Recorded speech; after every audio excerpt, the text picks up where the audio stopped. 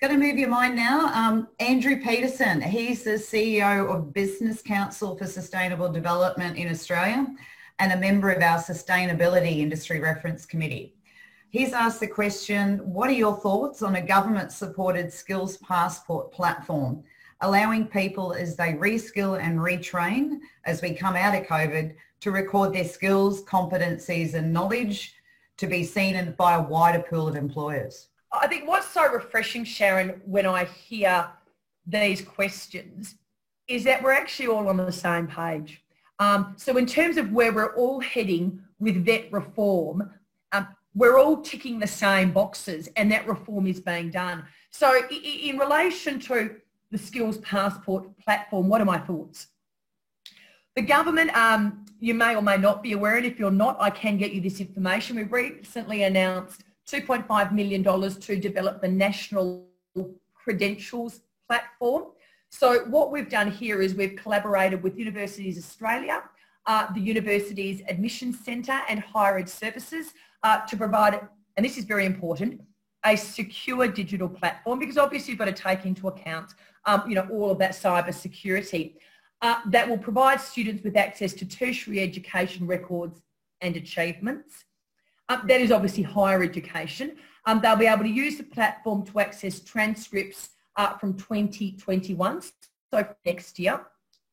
And then with future phases to include recognition of micro-credentials and general capabilities, providing a more complete picture of each student's unique skills and knowledge.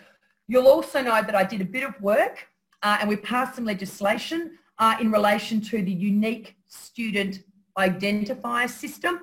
Probably not something that most Australians know about. However, when you're actually working in the space, you actually realise just how important the unique student identifier is. And that obviously provides learners with an online record of their training attainment. It already facilitates the sharing of transcripts, which, as you know, is just so important. Because that means job applicants can give that transcript to potential employers and licensing bodies. And what does that allow them to do? Demonstrate prior learning. Students can actually go there and download, print and give permission to a third party to view full or partial transcript online.